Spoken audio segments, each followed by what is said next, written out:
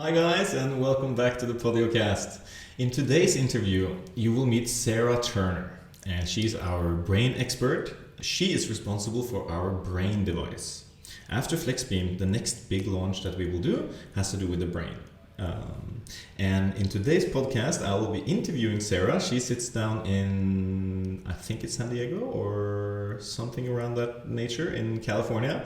And we will be talking about the brain and how she got into photobiomodulation, and also what is the latest status update for the CogniBeam. So please sit back and enjoy. Reporting from sunny Chiang Mai, welcome to the Recharge Your Body podcast, a show that explores everything about red light therapy, and I'm your host, Christian Supply Chain Barman. I'm the CEO of Recharge, and we make red light therapy devices. Do you want to know more about this amazing technology? In this podcast, I will be doing a deep dive into red light therapy and how it can empower your body to heal itself. Okay there. Hi Sarah, now we're recording. Hey Christian, how are you? I'm great. I mean, it's a valid question these days, I guess. Where are you and how are you? Yeah, I'm good. I'm sheltering in place in Santa Cruz, California. Okay, yeah. And how do you feel the situation? What's different? There is a rising level of panic here in the States. I think fueled by the media. It looks like they're going to extend the shelter in place now until the 3rd of May, possibly. 3rd of May is what Santa Clara County is doing, which is just the county next to us. So it keeps getting extended. Yeah, now you're the only one of the Recharge team left in America. Marissa just came back. Yes. Wow. Okay, well, on the flip side, I guess you have a lot of time to do research, and I'm guessing the brain and red light therapy is on the top of the list. Yeah, a good time to do kind of reading through the internet, but also some experimental research. I've got my methylene blue coming tomorrow, Christian, that I'm going to be using with my brain photobiomodulation as an additional electron donor to see if I can really ramp up my brain power. So just as a little background and an introduction to you, so that my investors and our listeners get an idea. So can you tell us a little bit about your background and how you got into photobiomodulation? Yeah, my background, many moons ago, I started off in pharmaceutical research. So I was a research scientist mainly for GlaxoSmithKline, looking at things like electrostatic charge and how that affects drug deposition in the lungs. And that kind of gave me a different understanding of biology and maybe looking at things from a more physical point of view. So then I went on to study nutrition and clinical neuroscience and tried to get a grasp on what's going on in the brain and looked at more alternative medicines. So I spent a long time, 10 years, researching alternative medicines, things like pulsed electromagnetic field theory and information in water. How did you get into that? I mean, for most people, that sounds a little bit woo-woo or sort of outside of the mainstream, but your background sounds pretty mainstream. How did you get into the alternative? Well, going from pharmaceuticals and then seeing, okay, well, obviously pharmaceuticals isn't the kind of the big picture, like nobody is suffering from a lack of pharmaceuticals. So you kind of think, right, okay, there's something else going on. And when I was doing the research into electrostatics, it became clear that the state of your body greatly affects how drugs work, for example. But of course, I was working for Glaxo and they were really looking at ways to improve their drugs. So instead of what would kind of intuitively springs to mind is, okay, if electrostatic charge has an effect, then maybe you should be out grounding before you're taking these drugs to improve the efficacy. They just changed the plastic on the product. So that kind of gave me the push to go and study something else. So I studied nutrition because I could kind of see, okay, there's obviously the state of your body is what's having the effect, even in something like taking drugs. So that was kind of the way I segued from pharmaceuticals into nutritional medicine. And then from nutritional medicine, you begin to see, okay, that's not the bigger picture either. There's a lot of psychology involved when you're a nutritional therapist. In fact, probably more than what people are eating is kind of how you're thinking about things. And then I started to look at how water carries an imprint, and that was probably like a big 10 years looking at how information might be carried in water. So I was working for a company who made information encoded remedies to see how if I could work out those. So yes, it sounds like a big jump, but I kind of took it in little steps. I think the water thing sounds super exciting, and I think that's something we are going to talk about on another podcast. But today I wanted to talk about because in Recharge you are the brain gal. You're the what do we call it? The ambassador for the brain. And what was the first encounter that you had with brain and light? Yeah, so I'm over here in California, and I'm here because I kind of have a little base here because I lived here for a while. I lived here for about 6 years, up near Silicon Valley, and that's where you had the start of the biohacker movement. And because I became involved in the biohacking movement, I even kind of made a little bit of a documentary about it. I began to be aware of all the what they call biohacks, which is basically just changing things in your environment to change your physiology. And one of the most interesting people I interviewed was Dr. Jack Kruse. And he was talking a lot about light, water, and magnetism and how that affects your biology. And also Professor Gerald Pollack at Washington University, who was looking at water, but how light interacts with water. So this is what got me started, like really focusing on light and photobiomodulation. So you got that from Pollack. That's so cool because I got water. I got fourth phase of water from Pollack, and you got light and water, of course. And I heard about Pollack after I heard about light, so maybe that's why I'm actually listening to the audiobook right now. It just got out like a couple of months ago, so I'm listening to it now. It's actually a very cool book. He's talking about the mystery of science and revolution and how good ideas can come through. Okay, so water as well. That's very exciting. Okay, the first time I saw light and the brain, I think, was on this YouTube series with Dr. Liu from Lou Canada. Lim. Lou Lim, yeah. Can you tell us a little bit about his research and how that sort of might have affected any thinking? Yeah, well, Lou Lim has got a product called V-Light, and it's probably like the most popular transcranial photobiomodulation device, certainly in the kind of biohacking arena. So I have encountered that device many times at these events. And what he's doing is he's actually working with a lot of the academic researchers. He's working with people like Margaret Nazer, who's doing some really fascinating research in Boston with veterans and football players who've had repetitive concussive injuries. And he's using a device that's, he's got a couple of devices actually, but mainly it's using red and near infrared light to target specific areas of the brain. He also has a component that goes up the nose, which is kind of great for Instagram images at these biohacking events. But yeah, he's using red and near infrared light to target the default mode network and, like I say, intranasal to get light into the brain. And actually, funnily enough, I was listening to a little clip of his recently, and he was saying one of the most interesting things about getting light up the nose as a method is you manage to get to the olfactory center of the brain, and that's very important for things like memory. So they're finding for people who are kind of having some neurodegeneration issues or memory impairment, that's a very good way to kind of activate the brain and restore a little bit of function to people, which is super cool.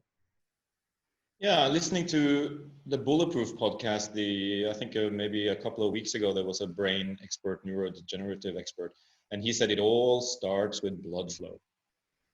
Is that your understanding as well, or do you think it's a lot of other effects that comes from shining light on the brain? Yeah, I think blood flow is just one component. When you look at what's happening with the brain, because people have been looking at photobiomodulation for quite a while. Transcranial is more recent, but the same biology applies. And the main target is the mitochondria, certainly for the near infrared light that's kind of getting deep into the brain. And now, actually, there's been some great research to show that mitochondria are free in the blood. They're free floating in the blood. So potentially with the red light too, you're also targeting the mitochondria, which are hugely important for energy production. And of course, you know, if the body has enough energy to heal, then it will heal. And a lot of chronic illness, including neurodegeneration, is possibly due to the fact that, you know, the body just hasn't got enough energy to deal with it. So it kind of prioritizes. So I think, yes, blood flow, of course, is great. And you want to improve blood flow. And photobiomodulation does do that. But maybe one of the more interesting things is how it activates these little organelles that are in our cells called mitochondria. And that has not all different kinds of knock-on effects, including like transcription factors and things like that. So you're not only increasing blood flow and energy, you're also actually potentially having epigenetic changes. You're actually changing proteins that are transcribed in the brain. Neurogenesis, you know, it's more than just blood flow. Yeah, but is this, you smile and you talk about this, is it a theory, or do we know this for a fact? Because I remember several years ago looking at Liu studies in I think it was in Toronto or somewhere in Canada, and he was then a researcher. And I remember following him into his first human trial. He was like 6 or 7 patients, and they were looking at beta amyloid formations or something like that. And he came out after that and said something about this was such a huge discovery, and they had a reduction in amyloid plaque. Can you talk a little bit about that? Yeah, well, a lot of the studies that have been done, and there are quite a lot of studies now, and there are new ones all the time, they're mainly looking at rodent models for things like Alzheimer's and Parkinson's, because obviously it's, you know, it's very difficult to do human studies and also to actually get a really good idea of what's going on in the brain. But certainly for rodent models, they've given rodents different kinds of light, red light and near-infrared light, and then they do things like they measure cytochrome C oxidase, which is meant to be the main photoreceptor in the mitochondria, and they look to see, okay, is it upregulated? Is there more of it there? Are there more mitochondria there? And they have found these changes in the brain. So yes, it is totally now backed up with science. I mean, at the moment, it's such a young field that they don't entirely know all the different mechanisms, but certainly that mechanism where you have the light received by cytochrome C oxidase, that is backed up by science, and quite a lot of science, albeit mainly animal models. So this brings me back to how the brain, okay, I'm a layman. I picture a very thick skull. How can a photon or a wave or a particle, how can it get through the, or do you need to get through the skull? Because I'm guessing you have to go into the brain. I'm guessing that's why they shoot it up the nose as well. How can you get into the brain with light? Yes, well, actually, amazingly enough, the whole body is quite transparent to near infrared light. So that's wavelengths just above the visible range from red. So we're talking, you know, around like 700 to 1,200. That's near infrared light. And actually the body is quite transparent. So it will go through bone and it will go fairly deep into the tissue. And we know that because there's been a lot of studies where they've used animal heads or cadaver heads, and they've actually measured, okay, how far can you get into the brain? And they've also, you know, looked at imaging of rodents while they're having light shining through the skull. So you can get into the skull. And of course, it's easier to get in where there are openings. So, you know, the eyes and the ears and the nose and the mouth are easier avenues in. And some people do that with their research. But even without that, yeah, the skull is fairly transparent. And now with this new research that says that mitochondria are free floating, you know, you can even just get the skin and the blood supply around the head too, and you could be having that effect on the brain. That's a very cool. So in terms of brain, then I'm guessing that you are working on the next product from Recharge. How is that going? Tell us about the process. How do you go ahead and make a new product? I mean, where do you even start?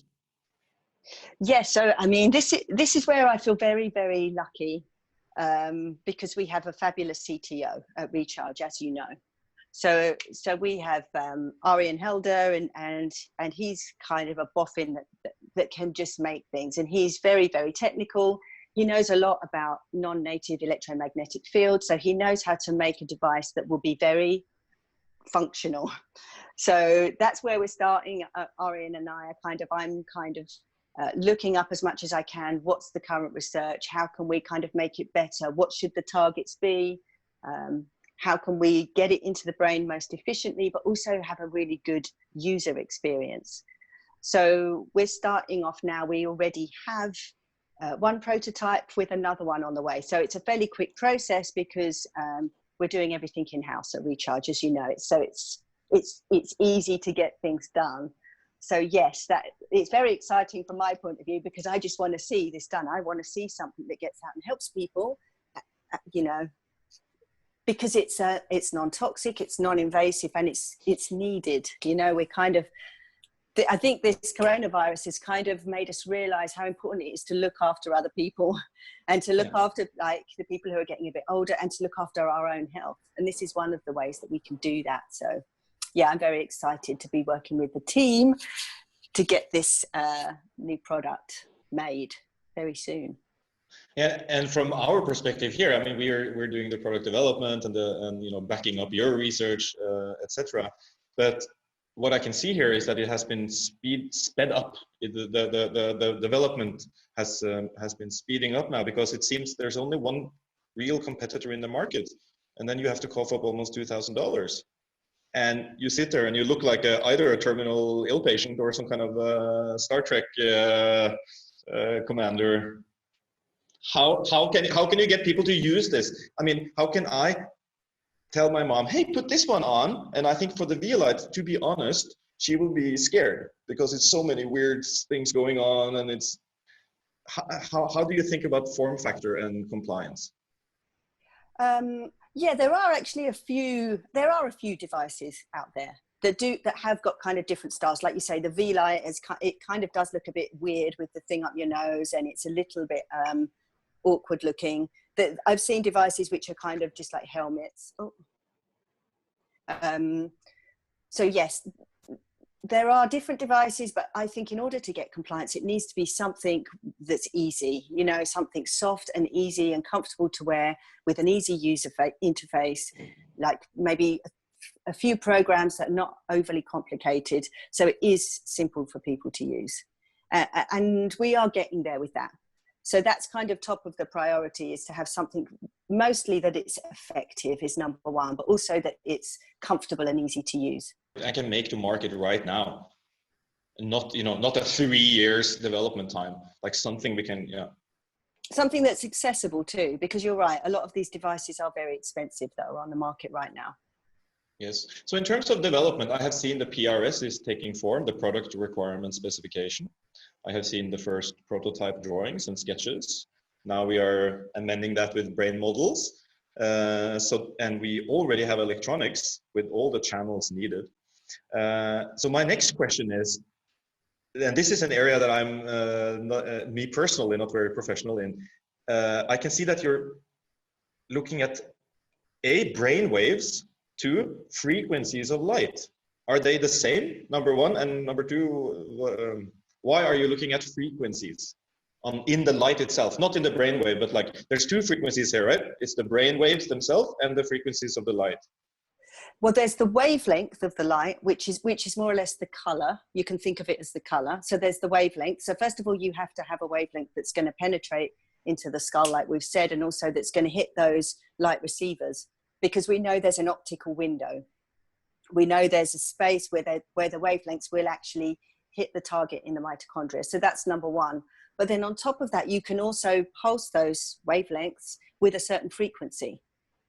And yes, we are looking at different kinds of frequency, because there's a lot of data to show, for example, that alpha, which is kind of 10 hertz, around about 10 hertz, that has an effect on things like stress. Gamma, which is about 40 hertz, that has an effect on things like cognitive enhancement.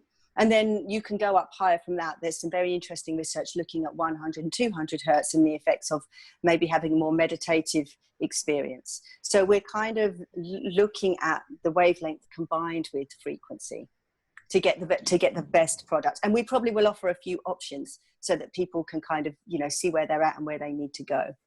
That's definitely very doable with the technology we have.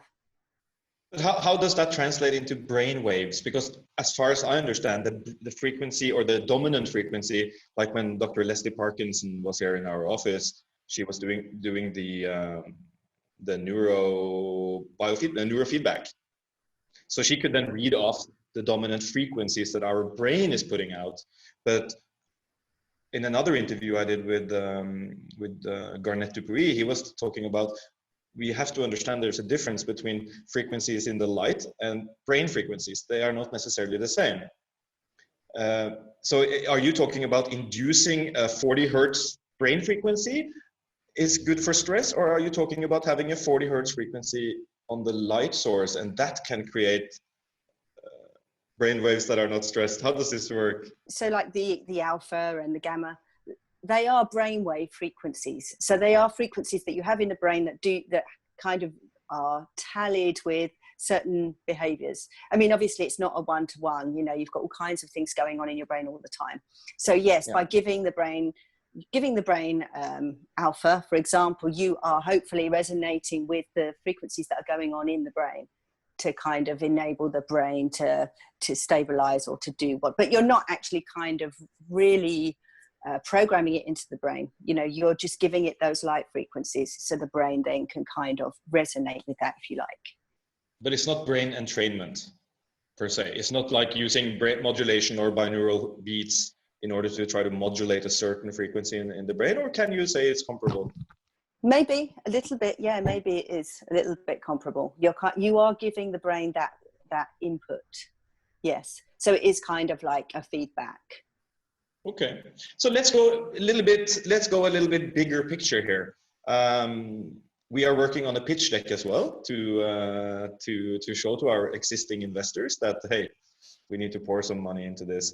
How do you define the problem? What is the problem that your department has defined in order to develop the brain Pony Beat?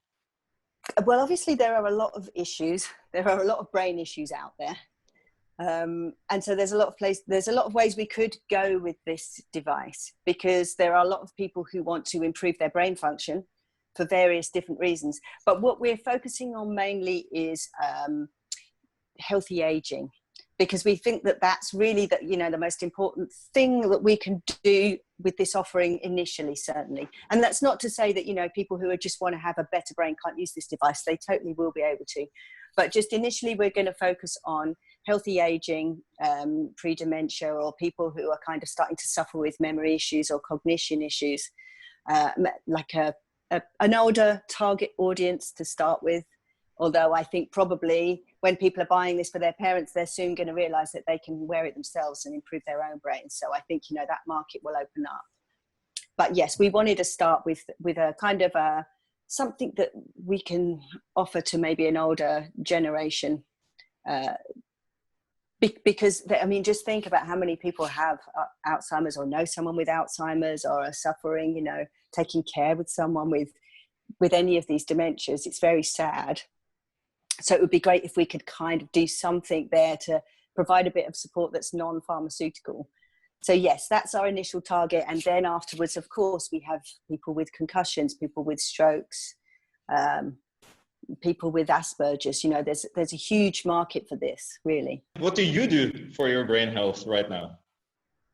Well, I'm, like I say, now I'm now in shelter in place. So I'm kind of having to think about this.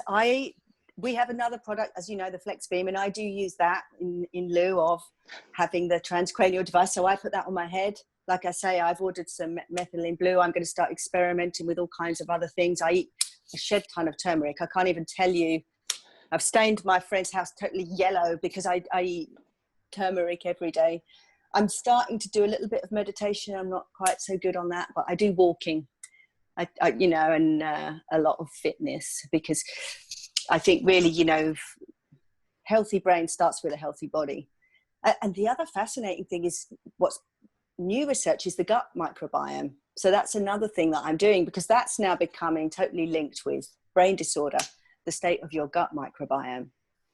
So that's not the brain health itself. That's the input factor sort of thing. That's the neurotransmitters and the stuff that's going on in the gut will influence your brain. But can you fix your brain to have a better brain gut connection? Or do you have to fix your gut to have a better brain gut? Or is it both? It's a two-way street. I think it's a two-way street. There's some very interesting experiments with rodents where they give them a model of Alzheimer's disease, and then they shine light either on the abdomen or on the head and the abdomen, or just the head. And they find that they get the best result when they do head and abdomen together. Because there is this, it's very, very interesting, just slightly, but there is an advantage of treating the gut while you're treating your brain. And now we're having lots of new information about, of course, about the microbiome, but also about the vagus nerve. You have a nerve that it's called vagus because it's wandering and it goes from your gut, like right up into your head. So you're increasing blood flow. So, and of course, I mean, if you think about neurotransmitters, most of your serotonin, which people normally associate with your brain, is actually made in your gut. So if you have a good gut, I do use the flex beam across my gut for that reason. Me too. To target my brain. Yeah, that's something that I do every day. Mm-hmm. It sounds to me like there's a huge problem with neurodegenerative disease in the society, especially in the Western society. And let's say Japan, Germany, Italy, all these countries are getting older. There seems to not be any real remedy right now. So photonics seems very promising. I have a question to you. I have sometimes seen from the Vielight research, they are looking at reduction in beta amyloid plaque. And me being a little bit of a conspiracy guy, I parallel that perhaps with the cholesterol research. So they found cholesterol, hence cholesterol is bad. Could there be something like that with the amyloid, beta amyloid? Like they find amyloid, so hence amyloid is bad? Or what is your take on that? Yeah, there is some research to say that perhaps it's a protective mechanism. Perhaps the brain is producing these plaques not really as a kind of an indicator of the disease, but maybe it's actually protecting the brain from more damage. So getting rid of the plaques maybe not a good idea.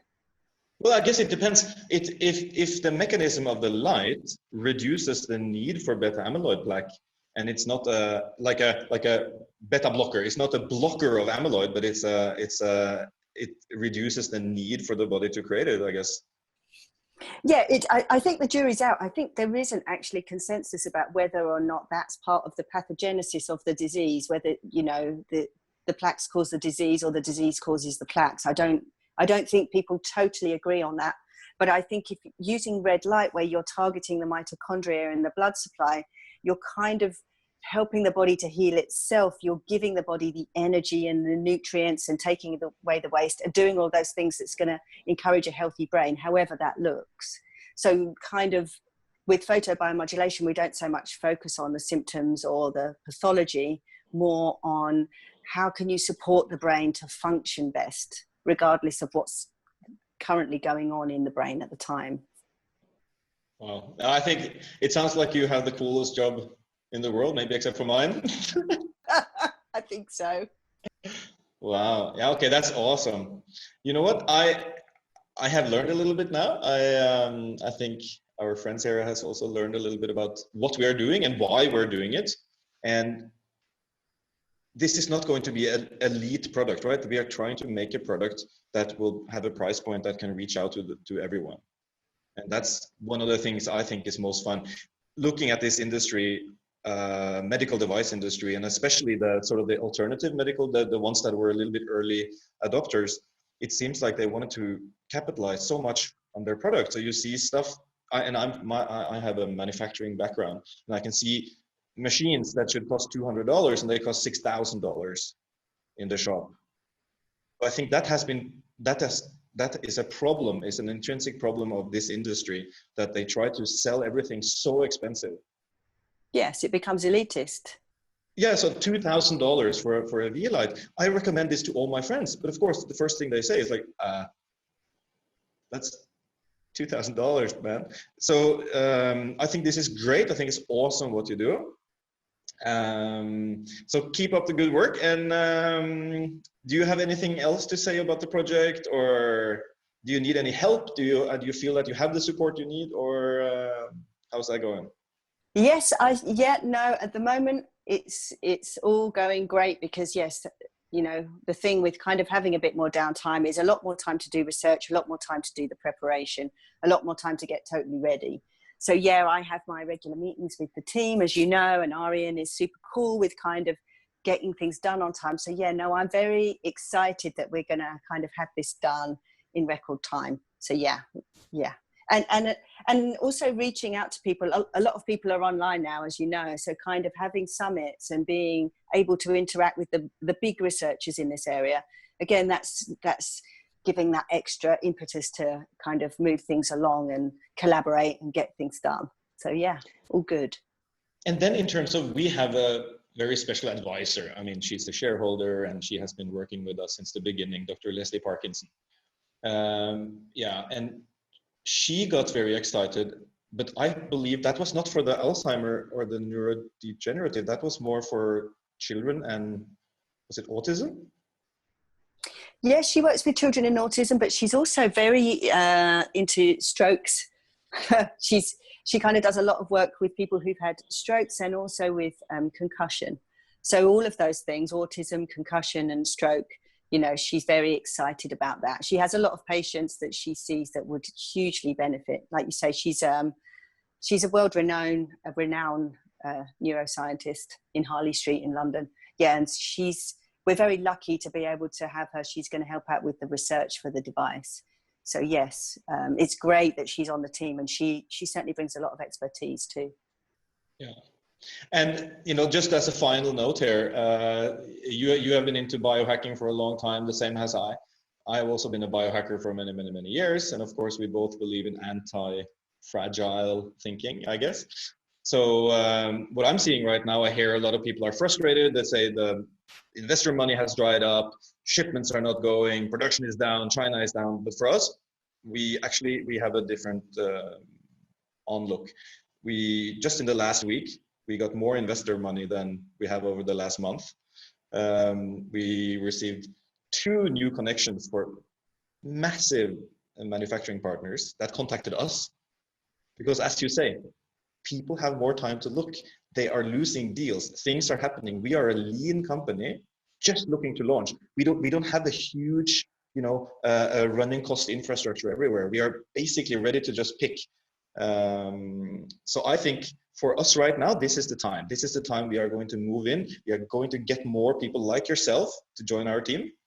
Yeah, it's a great time to be in health, isn't it? It's a great time to be a health company. Yeah. Yes.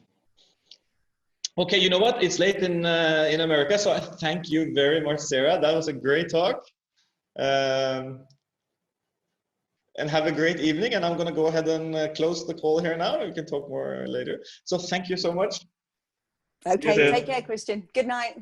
Bye-bye. Bye-bye.